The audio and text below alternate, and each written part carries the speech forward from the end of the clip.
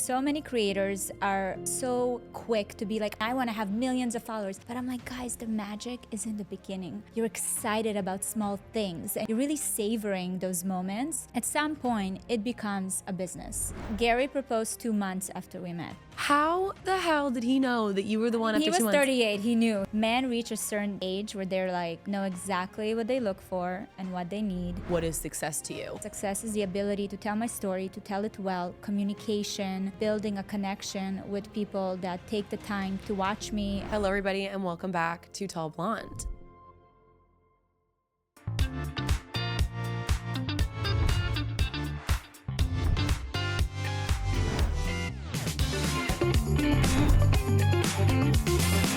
Hello everybody and welcome back to Tall Blonde. Today I have a very fun guest. I have Valeria Lipovetsky.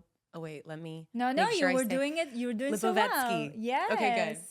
I have like a ski in my last name too, but everyone gets thrown off with the long last names. Yeah, well, especially with my first name is also so long, so it's always so butchered, but it's all good. As long as you don't call me Valerie, which was the name everyone gave me when I moved to Canada. Really? Yeah. So it's like a that's not my name. Okay.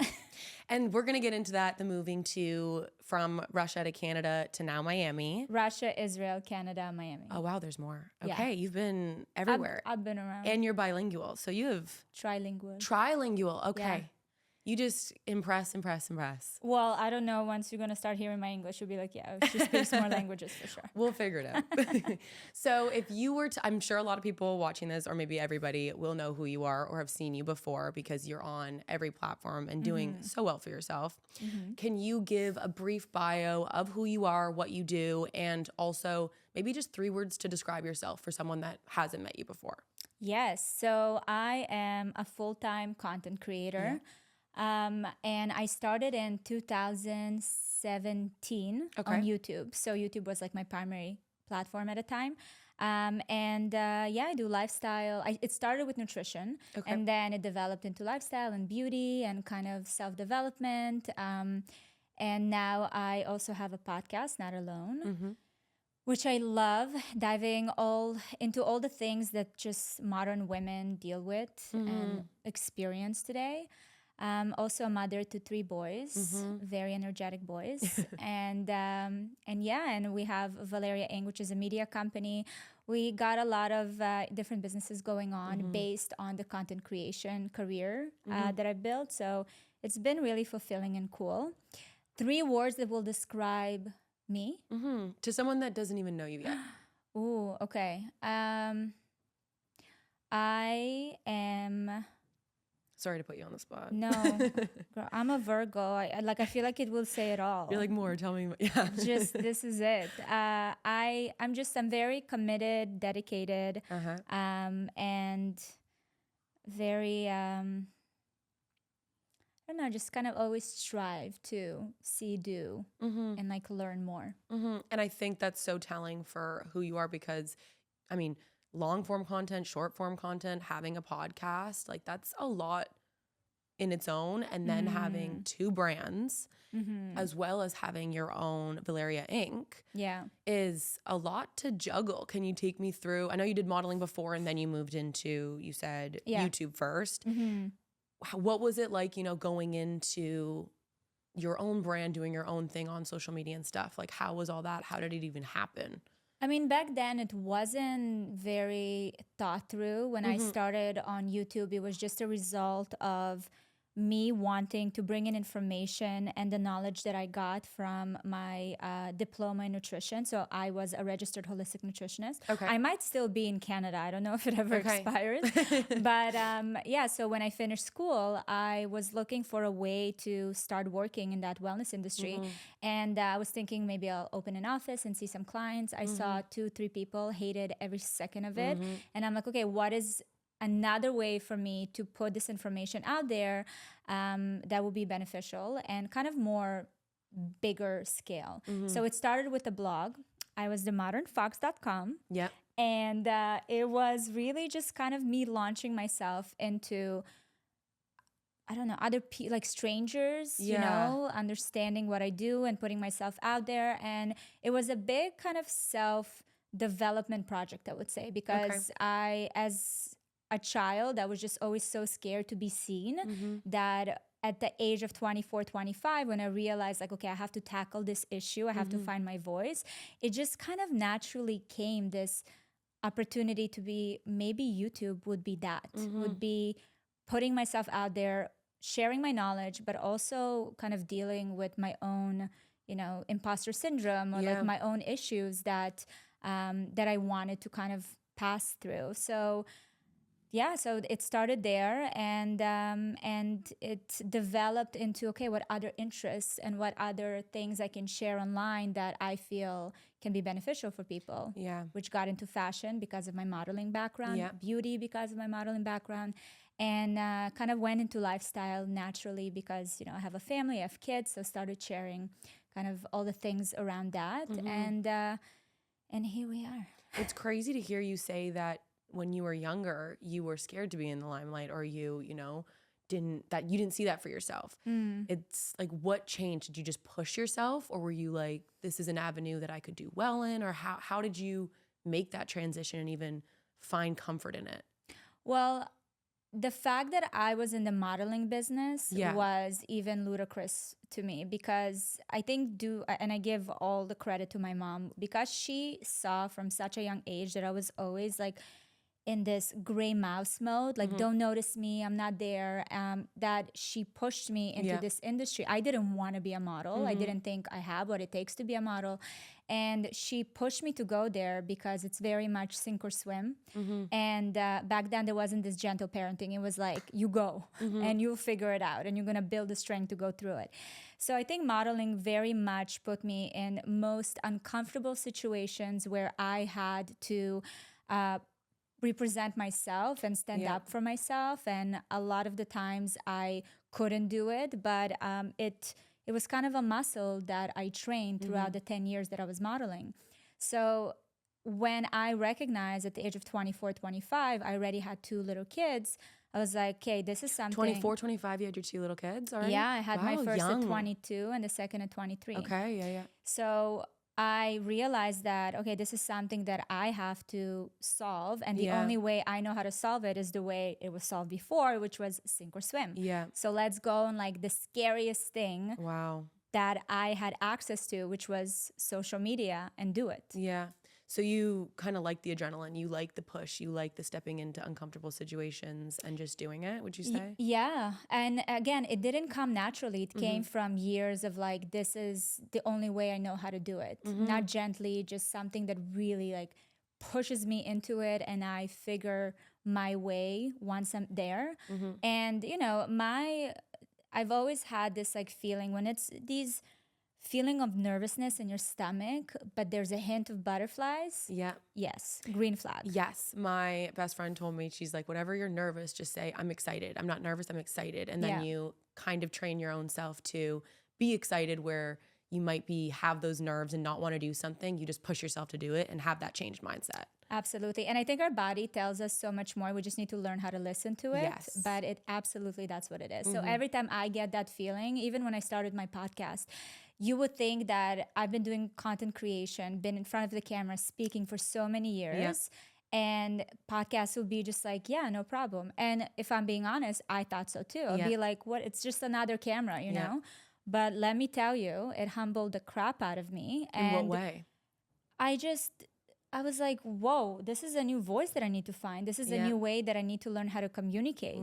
So when I sat down and started doing it, I hated every second of it. Wow. But then it reminded me my first days on YouTube, and I'm like, yes, this is a good sign. You're like, I know this feeling before. Yeah, the feeling of expansion. And it's like growing, even if, the podcast, it's a new way of speaking, it's a new way of listening, it's a new way of doing, and it's growth, personal and obviously professional. So it's a great thing, whatever you're starting, regardless of short-term content or short form and long form. Are you still feeling it? Are you feeling that like...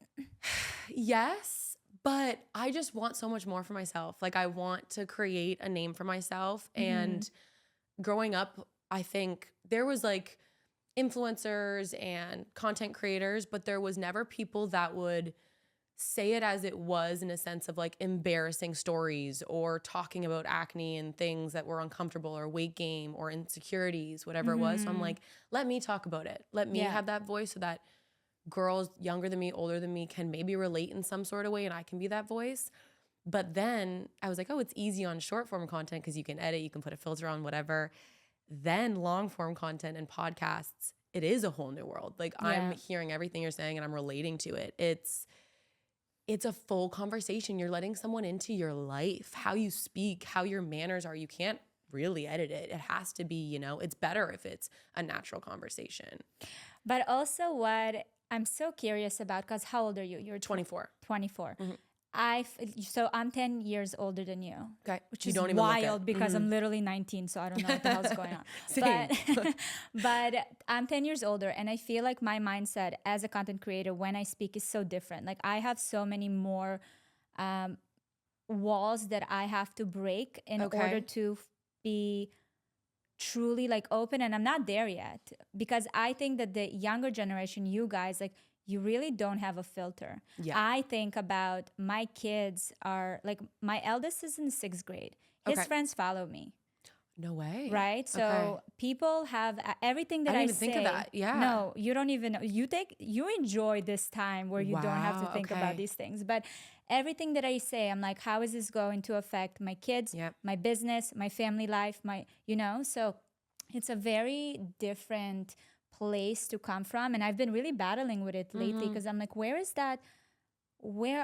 are the boundaries? You know, when is this too much and when is it me speaking my mind? And how to navigate that. So I look at you guys, the 22, 24, who go online, drink, talk about all the things. I love it, but I'm like, not for me. I just know too much now. I just know too much of what can be like the repercussions of certain taken things. from it. Yeah. So let's dig into that a little bit more. You have 3 kids, you have your husband. Being such a big figure and so many people knowing your name and knowing you and looking at you and following you, what is it like? Like, what has changed? What do you have to look out for? Do people come up to your husband, or do they like talk about certain scenarios? Do they make up lies? Like, is there things that, you know, come from it that you're like, ugh, or that you've dealt with? I mean, there used to be a lot used to, because I used to look at it, but there used to be a lot of kind of anonymous different chats. You know, we have some like juicy things like our age gap and things like that. But, people have their opinions. When I used to share a lot of the kids online, their opinions on that. So of course. Obviously people have opinions, but I pride myself by the fact that I've built a community of women that are championing like the same kind of values. Yeah. So I don't go online to trigger people. The ones that are triggered are maybe out there talking, but I don't really hear them. I don't see it. Yep. I don't look for it either. So I don't know. Social media has been truly for me kind of more a journey of mirrors everywhere.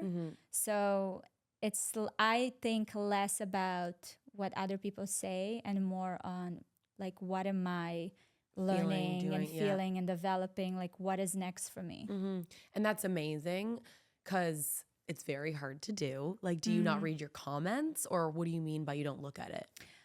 I read my comments, but I'm very like, I don't entertain any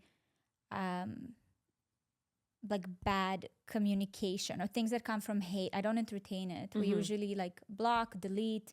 I don't care for that. So I have very clear boundaries on social media. And then any anonymous thing, I just don't go. Like, who has the time? Yeah, absolutely. So many things going on. No, literally. And I mean, I've been a victim of writing back to some like hate comments and having, but you gotta pull. Oh, don't we? I mean, listen, I've been there, and I sometimes go into it. Like the other day, which was insane to me, but the other day I recognized the growth that I've had with how I speak to people that follow me. It was this one woman that I know been following me for years, by the way. And she messaged me about the whole TikTok ban. Oh, yes. And she's like, what do you think about it? And I said, I'm kind of happy. And I didn't expand on why and like, my position on it. And she just wrote me this insane long message of like, you're not thinking about the millions of people that are going to lose their jobs and the single mother. And I'm like, Yeah. honestly, no, I didn't. I was more thinking like in a more simplistic way Yeah. of it's one less platform to think about. Like, Yeah. it's really that simple. If we're going into this whole like, yeah, it sucks, but hopefully it will bring some opportunity. But she was just so set on making me the bad guy. Trying to find something. Yeah, and she's like, I'm gonna screenshot and send it to everyone that follows you. And I'm like, okay, my love, I wish you such a beautiful day. Like, You need be something healthy, better be to do. happy. But you recognize that this is not something that you're not part of. I wasn't part of that conversation. She was having a whole thing by herself. I was just the channel for it. So I'm like, okay. She's trying to find something to take from you to start something, but also she clearly has to be dealing with something, a bad day, something in her life. Which we all do. Exactly. We all do. So, back in the day, I would really take the time to make a point, to explain myself. But you start to recognize like this, I'm not part of this. So like, why? Yeah. And I know you kind of mentioned balancing all the platforms, and because you have your brand, your podcast, everything, how do you make sure and kind of delegate time to each thing? Like, I'm even struggling with just podcasts, TikTok, and Instagram. How are you juggling all these things? How do you even make time? Like, do you have a certain schedule? What's that like for you? I mean, it's always kind of balls in the air, if I'm being honest, but I also have a team that we've built for years now that we really been playing around with the scheduling and really understanding the flow of every day. Every day and during the week is extremely scheduled. Like I even have lunch scheduled in my calendar. So there's really not a lot of time to just hang around. When I do need it, I'd be like, okay, give me time to hang around, because you also need that for inspiration and creativity. But it's extremely scheduled, and I try to be pretty, rigid with it. Yeah. Strict. Some days are better than others, but it's that simple. And is it like every day you just make sure to post on each platform? I don't post myself. Oh, you can. The actual I create the content. Yes. But then you know what's going out each day? Yes. Yeah. I know what's going out each day. I have a meeting once a week with my social media manager, and we're like plan out. I give them heads up when I upload certain content. I'm like, this is for this, and this is supposed to be this, and this is an example how I want this to be edited. So I communicate a lot with my team, but at this point, everyone kind of knows their roles. Whenever there's a new concept, because as a creative, you're like, you know what? Yeah. I want to do this now. Like I'm rebranding personally. Yesterday, I called our producer and I was like, I want to go back to vlogging. She's like, Valeria, you literally We 6 just months ago switched. was like, we don't want to do vlogging anymore because you said you don't want to do vlogs. So, well, now I want. Now it's my vision, and this is exactly Now what I want. I need a new source of inspiration, Yeah. and vlogs is it. Yeah. And she's like, okay, let me get everyone informed. I was like, okay, cool. And I mean, it is a lot to juggle, and I can't even imagine being in your shoes. No, it's like a monkey brain. Yeah, like, and there's new algorithms every day. There's new things that are trending. There's new things you have to keep up with. Like, it's insane. And brand deals on different platforms that you have to stick to and everything. And even talking about brand deals, you work with so many huge luxury brands like Chanel and Prada and everything. Like, is it like, do you feel the pressure, or is it now, or even when you were starting, like, what was your first big brand deal that you can even remember that you were like, holy crap, how did I get this? My first big brand deal was a probiotic company that paid me $200, and my mind was blown. I was like, somebody's paying me? You're like, wait, you and it want to was a give me money? probiotic that I used. Like, they sent me the product for free, and I didn't need to buy it. Like, those first days, and I just want to put it out there. So many creators, especially now, we have the Creator Method Academy. So many creators are so quick to be like, I want to be there and I want to have millions of followers. But I'm like, guys, the magic is in the beginning, when you have these, like, you're excited about small things and you're really savoring those moments. And I mean, hopefully savoring those moments, because at some point it becomes a business. Yeah. And you go on, in a way, on an autopilot. And it's just, you move differently. So I remember those deals, the $200 deals. I remember my first crazy. speaking engagement. I remember my first like real vulnerable vlog. Like I remember my first. The way I keep connected today is I don't feel the pressure from the brands. To me, the pressure comes, and it's a pressure I put on myself, is I am so eager to make sure that everything I put out there has some kind of value to whoever is watching me. Because to me, as I get older especially, time is the biggest currency. So I take it very seriously that someone is sitting there and watching 10, 15, 1-minute videos of mine. So what am I doing to give that person, like they can leave with What something? is my message? Right. Yeah. So the pressure comes from there more than anything. And do you find it hard, like creative blocks and stuff too, to Of course. Because think about it, what we do, creating content, creating media, entertaining people, educating people, these are things that people like in other professions, if you create a movie or you're in a series, like you shoot it, then you take a break for like 6 months to a year, you kind of get filled up, Yes. and then you come back for another project. When are we off? No, I had Christmas break. I've only done content creation full time for 3 months now. And I'm realizing there's no time off, or I feel guilty. Like if I'm like, okay, Sunday's my day, I'm just not even going to open. No, I'll feel guilty. So I'll do it. I'll create content for every single platform because I want to do better and I want to, keep up and keep that consistent. But you truly don't have any time off. No. And that's what's the hardest to navigate.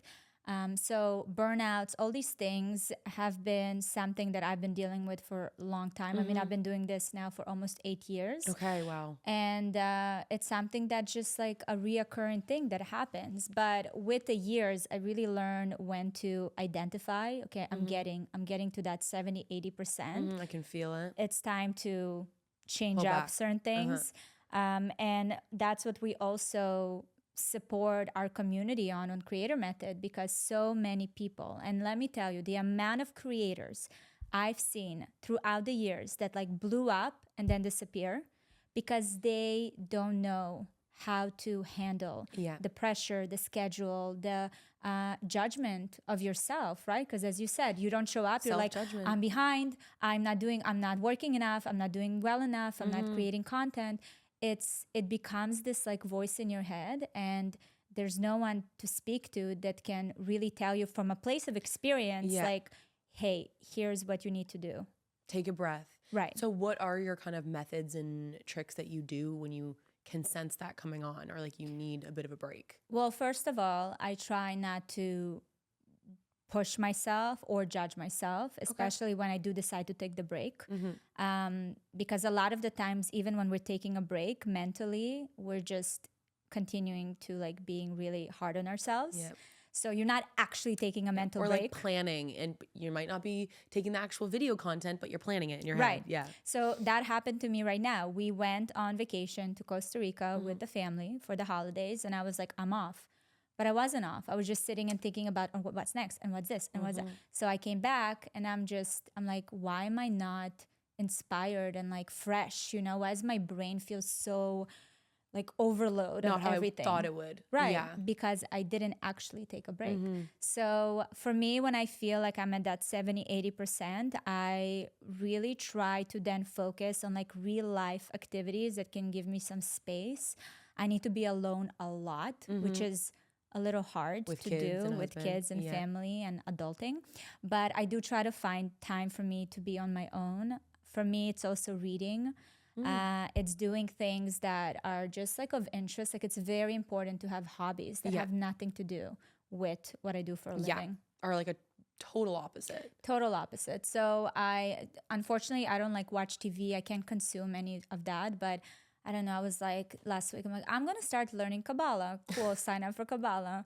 And then it's like, okay, I want to do the dancing heels thing. I don't even know. I haven't Okay. gone yet, but I'm like, sign up to that. I have so Dancing many things heels. on my schedule. Let's do it. Yes. I have so many things planned out that now I'm like, I need to call my team, be like, guys, sorry, I have to attend to my hobbies. Yes, but it's hard. Like even your hobbies, like when I'm thinking of fitness is like something that I would do and working out and stuff, because that's when I just shut off. I have a trainer.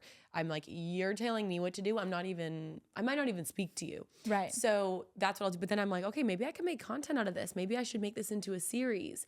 Do you ever have that? Yes, with these because things? everything is a content opportunity. Yeah, everything's content. Yeah, so you have to be very strict with yourself. Like when I was at the Kabbalah class, I took a picture of the screen and I'm like, this is it. This is the most amount of content I will be posting from here. Like take my phone away. Right. Yeah. But I do have a notebook. And if I have a thought, I'll write it down. And I'm like, maybe it will be a series once I'm done the course. Yeah. Not while I'm in it. Because then my perspective on things coming from a place of like, is it content rather than I'm here and I'm absorbing it for what I need. Yeah, and you're present in the moment with that. Correct. I also feel that a lot of people have a tough time being present at any given moment and like but that's living. literally everybody. Which not is only why content though, like creators. why can't we just enjoy, like you were talking about earlier, how being in content and enjoying those first brand deals or just getting things gifted. Maybe you're not even being paid, but you're getting those things and it's the start of maybe a career. How come we just don't enjoy that? Like, is this just society now? Was this always like this? I mean, I think now it's more prominent than ever because we have this culture of comparison. Yeah. So you might be really happy with what you have, but then you go online and you're like, but I don't have that and I didn't achieve that and I'm not in, how do I get into Forbes 30 under 30? Yeah. And all these things that are now robbing away the joys that you have. So it is very much kind of a culture of it now and we can't escape it unless you go off grid and you just don't know anything. Yeah. Maybe that's the move. Yeah, I was like thinking about that. It's in the back of my head. Not yet. I'm like, I'm not there yet, but maybe in the near future.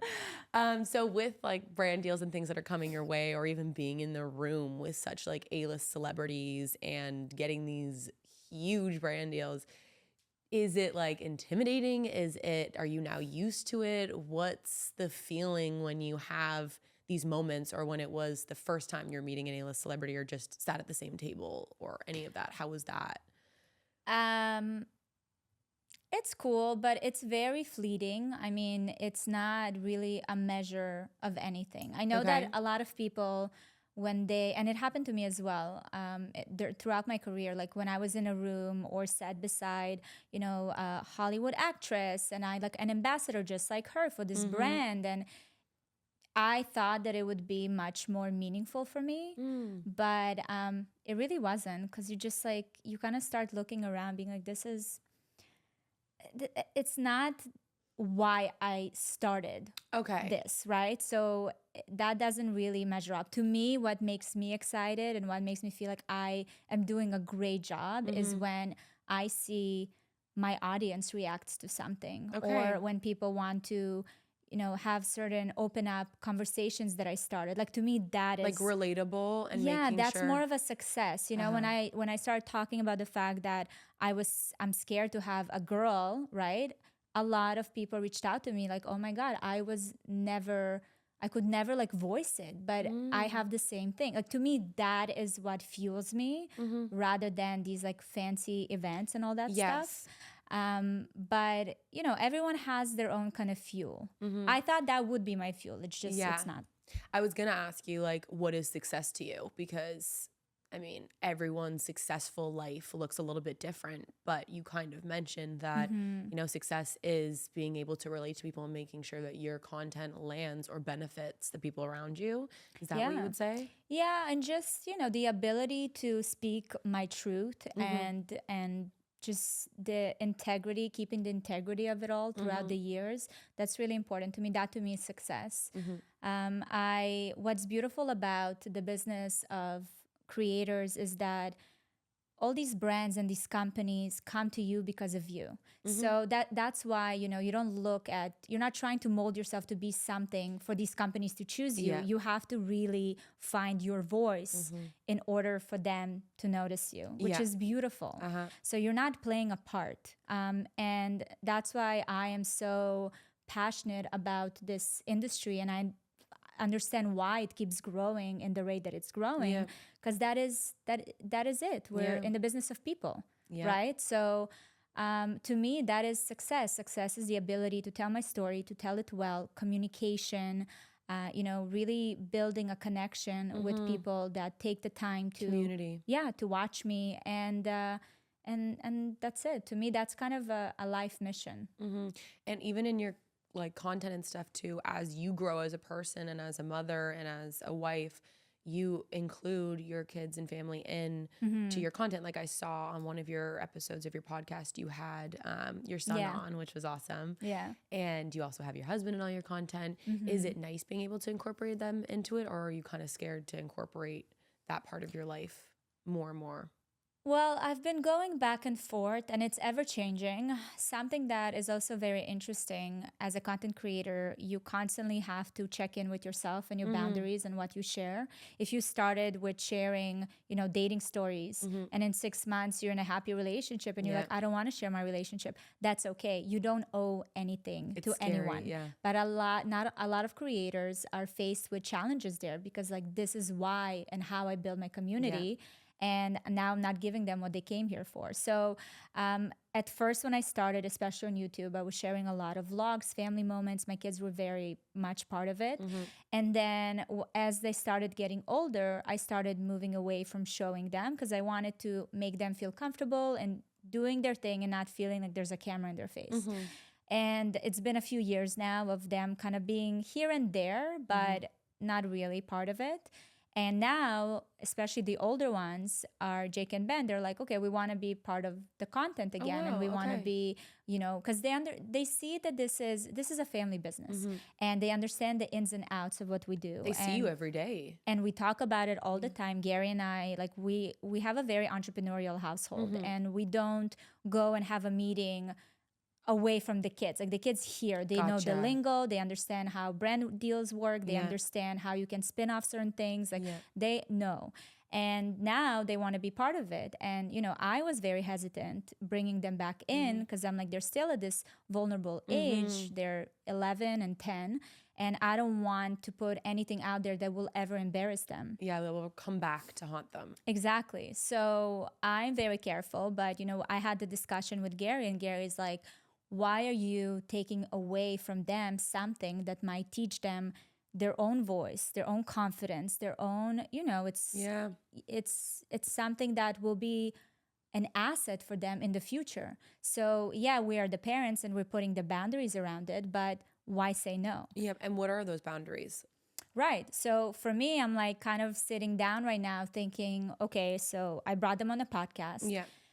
We were able to dive into different topics and conversations, which my audience loved. They felt very much part of it. So that was really beautiful. And now I'm just like, okay, what are angles that I feel comfortable with as a parent? What's like a next step? Yeah. And I see them coming in more. I'm just like working around it. Because especially now, you see so many things in the news of these like vlog families that are abusing their children, and there's horror stories. Oh my God. That you would have no idea, because the content and stuff that's coming out looks like it's a beautiful, loving, fun family, and then that's so insane. That's so insane to me. So it is there's a lot of things to consider, but overall I definitely see a lot of positives and opportunities for growth for the kids in this industry. With obviously our guidance. Yeah. Do you have, like, are they allowed to have platforms themselves? No. Do you have a rule on like an age that they will be allowed to have it, or what's my kids are the last kids in their class that like they don't have a 10 phone. 10 and 11. No, all the kids in their school have a phone. A phone. Yeah. My kids don't have a phone. Not like with cellular service and everything? Not yeah. So they don't have access to anything. They have iPads. Do they bring those to school, or is it just no? Okay. Our school is like device free, which is lovely. Great. Yes, I hope that's going to be the norm now moving forward. But now they came out with a law. I don't know how they're going to enforce it, but you can have a social media account in Florida until the age of 14 or 16. One of those. Yeah, that's crazy. It's against the law. Wow. Yeah. So that's amazing. How are they even going to manage that though? I don't know. They have a way. I don't There's know. a will, there's a way. But I'm like, okay, make it a law. You're like, perfect. And let's start We're there. staying here. Yes, because there's really there's no benefit of kids being online and seeing the content that's being served to them. And especially the fact that so many people are not being true to who they are, or not like, I mean, I'm a victim of editing myself and my face and everything. Like, Definitely. it's a perfect world on social media for the most part of it. Mm-hmm. And the comparisons that young kids could have to, Yeah. I should look like this, mom, I should look like this, or whatever, is terrifying. It's terrifying. It's also moving the way, I mean, it's dictating the way kids consume and what they consume, like the Sephora girls. That's a result of social media. Yeah. Right? So these companies they're finding new ways to touch younger audiences, but we are the ones, and listen, it's a lot on parents, let me tell you. We are the ones who's putting these devices in their hands. Yeah. So it's for sure a battle, but my kids don't have social media accounts and they do not have access to devices. We were just in Costa Rica and they had their iPads, and we're going on a detox. So we went back to now during the week, there's no iPads, no nothing, no TV. Oh. Focus on school. And on the weekends, they have 2.5 hours on an iPad. And do they ever get mad at you because they're like, well, why does Jimmy get to use his phone in school? No, because they don't know. Because Jimmy doesn't have a phone in school. Okay. Jimmy doesn't Jimmy exist. does not go to our school. Jimmy's at the wrong school. Well, that makes total sense. And I stand for that if I ever do have kids, hopefully in the not near future, but sometime Yeah, not in the too next near. 10 But years. it's a community effort, and it's a community effort and society effort, right? So I think that hopefully things will change by the time you'll have kids. Yeah, we'll see. Let's hope. So let's talk marriage life, like being married and everything and doing content. You said how old when you got engaged? We got engaged when I was 20. Yeah, very young. Got married at 21. Because you got engaged a year after you met, correct? Well, or a year and a bit? Gary proposed 2 months after we met. 2 months? Yeah. He's crazy. How crazy guy. the hell did he know that you were the one after 2 months? He was 38. He knew. He's like, Okay. hey, I know. At the certain times, like men reach a certain age where they're like, know exactly what they look for and what they need. And then So I have to wait till I'm 38? No, I have to wait not till somebody, you. No, I have Not to wait till you. somebody else is 38? No, maybe some guys get there earlier. But he I had don't his know. fun. He had his thing. He did what he needed to do. And then at then he 38, knew. he met me and he's like, And "Done." were you after 2 months? Was it like love at first sight, obviously? If you guys 2 months in, you're like, let's do this. It wasn't. So I want to differentiate because I think that the way we speak about love and marriage is very interesting because love doesn't sustain a long, happy partnership. Love is Okay. an aspect of marriage. Okay. So when I met Gary, I felt a lot of different things, but the most important thing that I felt was empowerment, and I felt Wow, that's security. a big word. Yeah. Those are two big words for a Yes. relationship. That to me was more important than whatever people use, like the love thing. I don't know what that means. I think when people say love, they think about lust or infatuation, things like that, which is part of it. But they kind of come and go, especially in a really long-term relationship. So what I felt with Gary was something that was way more substantial. And that's why I did not have second thoughts, even though I was very young. I left home at 16, so I had time. So you did a lot very young. I did a lot very young. I had time to travel. I worked. I was financially independent, all the things.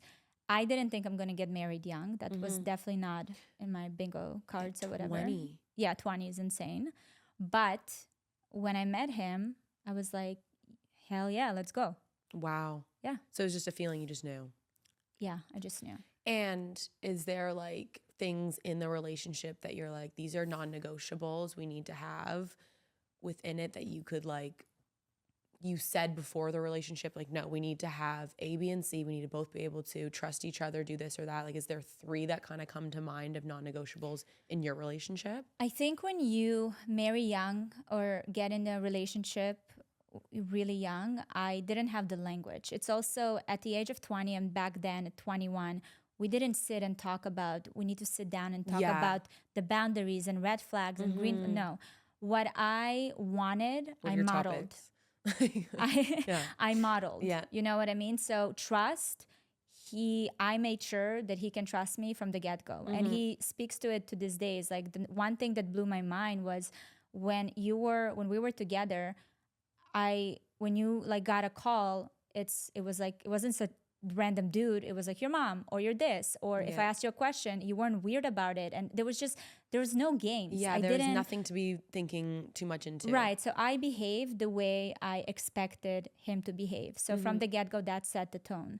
And that's it. Like, yeah, I thought that I was mature for my age, but in reality, I was still 20, 21. Yeah. And in a way, we kind of molded this relationship as we went along. He was older, he had more experience. It's very important to find a kind man that can bring, like, he brought a lot of lessons to me, you know, like he sat me down. He was like, listen, there's going to be a lot of Wednesdays. And I was like, what does that mean? He said, there's going to be a lot of really mundane days throughout the relationship. And I don't want you to think that those days are that like something is wrong in a relationship. That's life. Yeah. At 21, I don't know about Wednesdays. I was chasing a Friday every day. You know what I mean? So those are just really important conversations that we had that really set the tone to this relationship. And I'm so grateful that he was at this place, that he had all these like this wisdom and lessons to share with me. And I was receptive. And the things that I learned throughout our relationship as I got older, I come to him and we implement. It always changes. And it seems like you were open to hearing his perspectives, how he sees relationships and everything, and adapting to both sides of it. And I think that's the biggest thing to have, you know, that. But again, you need to trust and respect the person that you're with in order to be open and receptive. So that's kind of the first sign, I would say, that needs to be acknowledged. Like, is this me against him? Or is it we working as a team you and I together? Yeah. Wow. It is a beautiful story because you don't hear that all the time, where it, you know, is an easy route. You hear so many stories of, oh, this happened, someone cheated, someone was messaging, but it wasn't cheating, and then this and that. So it's beautiful to hear a safe, lovely love story. Yeah. But listen, for the longest time, I was like, I married Gary because of my daddy issues and all these things. And then as I continued talking about it, and, you know, I have a lot of friends that are, obviously I was the first one to get married from my group and all the things, I realized like, damn, I was so smart making those decisions. You're like nailed it. If it was daddy issues or not, I don't know what it was. Perfect. But like, played out you. very well. And then what is the age difference between you and Gary then? 18 if you were 20 years. and okay, yeah. So I was 20, he was 38. And then when we were married, he was 39, I was 21. Okay. Because I mean, I've only done a 10-year age gap with a relationship. And I mean, I didn't see anything different between the ages, but I had questions from other people being like, why is he 34 and still single then? Like, if he's going for a 24-year-old, why? Like, whatever. So was there questions that you got What were your answers? I said, I mean, that's for me to find out. I don't think nothing came up yet, but that's, I guess, where we're going to lead. You know what? For me, I'll tell you, when I met Gary, he was 38. Okay. He came from absolutely nothing. Okay. Built something for himself against all odds. Built a company, sold a company. Wow. Like, to me, he was busy. Like, yeah, it took 38 years. And I admired that very much. That for me was always a representation of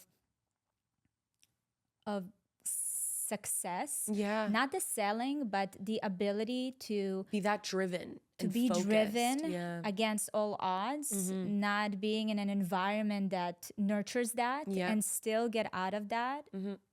That's something that I admire very much, because that's like my background. And you guys seem very similar in that way. I think you said this in another podcast, you guys work together now on some of your, can you explain that a little bit? Yeah. So when I started with social media, I started with YouTube, and I started kind of getting brand deals, and I was doing everything myself. And at some point... And he was still working? Yeah, he had his business. And at some point he was like, what are you doing? Because I got a big sum of money that came into our account. And he's like, what is this money? I'm like, this is from my brand deals. He's like, brand deals, what do you do? There wasn't OnlyFans back then, but I'm sure that would have been like, are you selling your feet pictures or something? I'm like, what are you selling? Exactly. So I showed him what I was doing, and he's like, this is the future of media. And I didn't have enough confidence in myself or an understanding, like the vision to understand what it could be. So again, receptive. I'm like, really? You think so? Yeah. It's like, let's go. Let's do this. Can I be part of it? I'm like, yes. So from that day, we incorporated Valeria Inc. and we just started operating it as a media company, which was very unheard of back in the day. I mean, now there's a bit more of a, people move in a different way now because it's a more industry. A bit more, though. It's still not there. But we were in Toronto, Canada. I was gonna say, like, even hiring people for positions, people are like, would you do what? Yeah. What is gonna be my work? Yeah.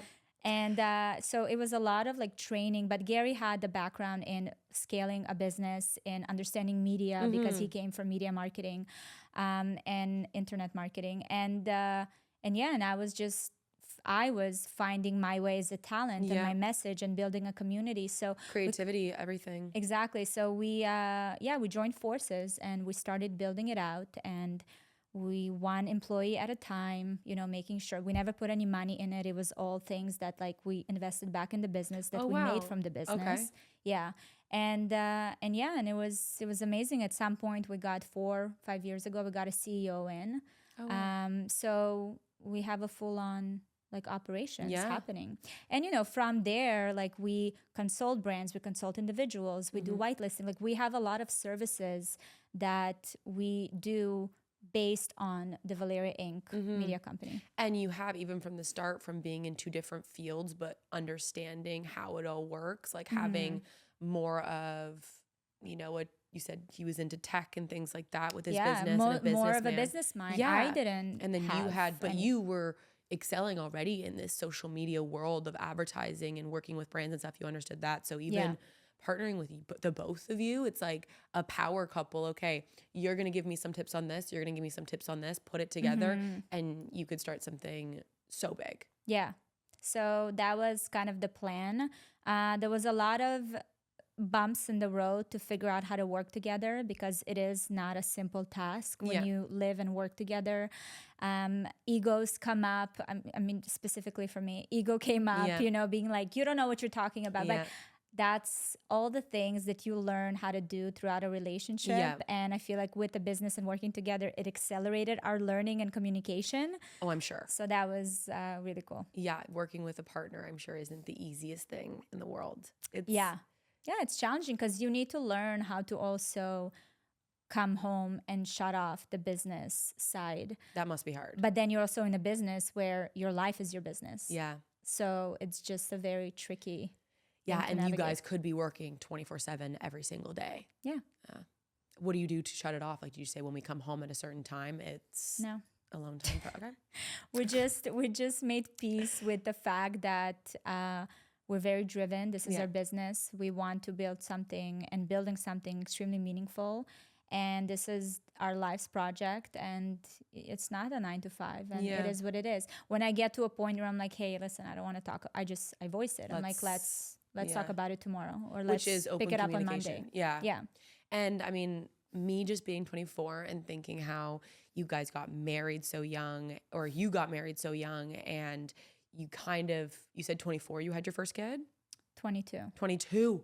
I literally got pregnant on the first day of our honeymoon, which was 2 days after our wedding. Oh my gosh. So do you kind of have any regret of not being able to, live out those crazy 20s of partying and making mistakes? I don't know. I'm kind of happy that I didn't, Yeah. because I feel like I would have been I know I would have been a messy 20 something. You're talking to a messy So, 20 something. because at 16, I was like, I was just free, right? Yeah. My parents didn't travel with me. I lived in Japan. I was in Spain. I traveled the world. I had access to everything. I partied. I was in rooms with celebrities and different people. So I already experimented with that. And I was like, "Ugh, It's not for me. if I continue there, I wouldn't be Where on the you wrong are. path, Yeah. on the right path. You Yeah. know what I mean? And I've seen a lot of friends of mine that did continue on the path and they got lost in it. Yeah. I would have gotten lost in it. So I think in one way, maybe that was also the reason why I was so open and excited for this new chapter to start so early on, because I'm like, I know the potential that I have in me, and I just need the right partner beside me that will be able to shine a light. And I don't want to do it on my own. I Yeah. wouldn't be able to do it on my own. So everything just had its own divine timing. Yeah. And I think potential is such a big word, because so many people know that they have potential, but they just don't know how to use it, or they think that they have to stick to a certain, path or career or whatever. But it's very nice to hear, especially because I'm trying to do this whole social media thing and podcast thing. I feel the potential and I feel it in me, and seeing how hard you've worked to get to where you are. And I'm sure it wasn't all easy. I'm sure you had days that you just wanted to drop everything, but you stuck to it. And there is so many things that you're proud of and that you've created. It's inspiring, which would be the best word that I could say. So Thank you. I look up to you. Potential is hunting me. That word hunts me. Why? And I just had to realize, I literally did a TikTok about it yesterday. I was like, I never connected the dots, but throughout my school career. Okay. School as in School as like elementary school, going high to school? school, like first, second, third, Okay. all the way to the end. The word that hunted me was potential. Every time my mother would come to school to speak with the teacher, every teacher would be like, she has so much potential, but... And that word was just like, ah. And maybe Yeah. that's one of the reasons where it's like, I I gotta have fulfill my to, yeah. potential. I need more. I need more. I want more. Exactly. Give me more. Yeah. So it was very interesting. I was like, it was that damn Russian math teacher back in Israel that kept talking about potential. You're like, I need to send this TikTok to her right now. Exactly. But yeah, it's definitely, having your own drive that is within you, but then have a partner beside you. And it doesn't have to be a romantic partner. It can be also like a friend or family member, whoever it is that see that and doesn't like, kind of reminds you like there's more. You got to keep going because there's more, from like a really like belief in you. Like, that's I know so you're going to important. do well. Exactly. Just chase that. Extremely important. And you see that when like your kids and everything too. Like, I want to make sure that they know that they have potential. To you even, are you the person to say that, what your teachers kind of said to you? Well, I mean, I grew up in a Russian household, so it was always like, I would come home with a 90. Why is it not 100? Like, why is it a B and not an A? Why is it an A but not an A plus? So I'm trying to kind of figure out, a medium to that, where you are enough, but also you can be more. Yeah. That's a good way to put it. You're enough, Yeah. but you could be more Yeah. if you want to. You don't have to. Because with our kids, it's different. Like, having kids these days, they're already so privileged compared to how Gary and I grew up. So we're trying to figure out, how do we instill this hunger and determination in them, but still enjoy the fruits of our labor, because I want to have someone at home that cleans. I don't want to do it myself. I don't want to, we have a lot of help now, because that's where we invest our money at. Absolutely. To buy time back. So how do we teach them that with kind of all the things that they have going for them right now? It's hard. Yeah. And there's one thing that my parents always said when I was growing up that I love. It's like, we are so proud of you because you're doing something that makes you happy. And they're always like, chase your dreams, whether it's being the best cleaner in the world, whether it's being the best chef in the world, whatever that may be. You can always do really good and excel in something if you try really hard at it. But regardless of what you do, we are proud of you. And just hearing the proud is like such a warm, it's like a hug. Just hearing that It is from a hug. parent. It is a hug. But we also need to get them to like learn to survive in the world. Yeah. You're like, So we'll see. listen, You got to make some money. You got to do this. You got to do that. It's not going to be easy, and you got to learn how to navigate and resilience, and there's going to be a lot of shit coming your way, and that's just what it is. And I do want to be mindful of time, but at the end of all my podcasts, I do a little rapid fire question. Let's do it. So, I mean, I'm not great at making it very cut because I tend to go off in little tangents. But we should kind of cut it down to like a 15-second answer. Okay. But if not, who cares? Okay. So the first question is, how much did you make on social media in 2024? I don't know. I have a finance team for that. Okay. Could you give a ballpark? I'm or are you talent. Like, you're like, I just make the content. Thank you. All right. Next question. What's your favorite platform to create content for? It changes, honestly. During COVID, it was TikTok. Then it went back to Instagram. Yeah. Now I'm back like into YouTube. So depends. And where does your podcast fall in that? Are you like excited about it? Is it one of your favorite things to do, or is it still It's the number one favorite thing to do because I still struggle with it in terms of like my own voice. But so that is a priority. But kind of like the easy is more of those like TikTok, Instagram, or YouTube. And probably helping you grow too in a different way. Exactly. Different platform. That's my self-development project. Yeah. The podcast. Yeah. It's helping you. Exactly.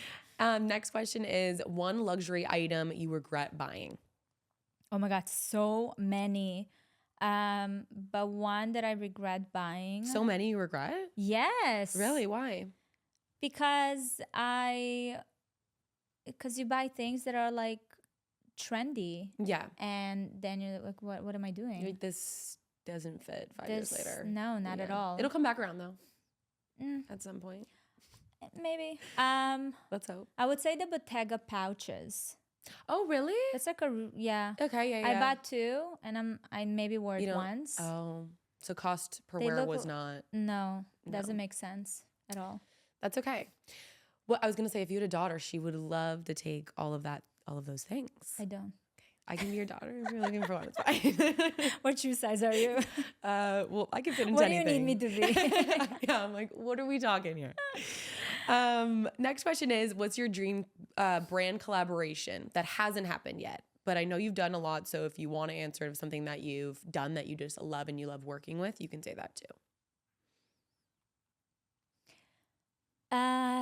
You know what? I don't have one, and I'll tell you why. Because part of what I love about my work is the ability to operate as a marketing agency. So when a brand comes to us, the creative process of like how to tell the story or to bring a product to the market for that certain brand, for that brand, and for the audience is trying to capture, like that process to me is so exciting. So I get as much satisfaction to do it for Dior as much as I do it for, I don't know, a wine cooler, you know, because it is the storytelling that excites me. I worked in PR, so I understand exactly what you're saying with like brands and being able to see their vision and help them like bring it to life. It's so satisfying. Yeah. Next question is your go-to wellness ritual. So something you do for your wellness. I don't stick to rituals for a long time because at some point they kind of become, I become non-responsive to them. So, but the one thing that I consistently do is a cold shower in the morning. I feel like cold water is just such an amazing way to re-energize, but also to do a hard thing first thing in the morning. Yes. Sets you off for like success for the rest of the day. So that one I'm very consistent with. That's except so when I'm tough. on my period, don't do it before you get your period. Why? It's just too tough? You want to stay warm. It's a time to like. Okay. But other than that, always a cold shower in the morning. Cold shower, okay. Yeah. I might have to implement that into my... I'm telling you. And start with like 30 seconds and then build it up to 1. Like before the whole cold plunge craze, back in Canada... Were you doing it before this? I was doing it before it. I would finish every shower with a cold shower. And first of all, it's amazing for the hair as well. I heard that. Yeah, like makes it silky. Hair, body, like everything. And lymphatic system. But I would finish my shower. And I started with standing 10 seconds under cold water, then 30, then 1 minute, then a minute and a half. And you kind of build up. So when the cold... what is it called? Cold plunge came in. I was like, I've been doing this for years. You're like, I actually created this. We'll do a few more. Okay. What's your most challenging aspect of running a media company? containing and organizing all the ideas in my head, because there's so much going on. Do you write them down in like I write them down, folders? but sometimes, they come to me when I'm in the middle of something else. just So this is why I said the monkey brain. It's just sometimes you're like, that's why Celine is always with me. And I'm like, write this down. This is, you have to. Start a voice note. Yeah. And you kind of become a little crazy. I'm already crazy to start with. So I'm like, how? Oh, great. Yeah, great. It's a little extra spice. Yeah, it's a little spice where people are like, what are you doing? What are you thinking? But it's fine. Last question. If you could start over, would you choose the same career path or what would you do differently? Oh my God, absolutely. I would definitely choose the same career path. Okay, I thought you meant you were going to do something differently. No, absolutely would choose the same career path. And what I would do differently? Nothing. Really? Yeah, nothing. Wow. And if you were, this is not even on the questions, but if you were to give advice to people starting off their career in social media and wanting to do that as a full-time job, what would you say to them? I would say that they need to kind of take out this whole virality and, the need to be famous tomorrow thing from their heads. Because I think, again, it's very exaggerated on social media. So we think that people just pop off, online right away, but it takes a long time. So just like I told you, like you can't compare your chapter 1 to their chapter 300. Yes. And that's something that I've even learned with podcasts, where I told you earlier, where, I was sitting listening to my podcast, the first season of it, and I'm like, this is not at all what I wanted. Yeah. And these are all the things that I'm not good at. And I'm listening and comparing it to someone who's been doing it for 10 years. Yeah. And I kind of caught myself in a moment where I was listening to their episode and I'm like, it's episode 798. Yeah. And then I'm looking at like, mine is episode 05. Yeah. It's like the audacity that I have to why like did I do want this to these myself? things. Like I gotta do the work, So really like that frame of mind, right? The mindset of like, I'm a student and I have to really practice on my craft and perfect it. And it's going to take time and a lot of effort. And be patient, but be hardworking. Yeah. Yeah. Well, thank you so much for This was coming on my so fun. podcast. This was so fun. And you're you. even more amazing in person than you are you're so online, sweet. which I was, I didn't appreciate even it. know what to expect. So I'm so happy that you were so welcoming too. Thank you. It was my pleasure. So thank you so much for coming on, and I will see you guys next Thursday.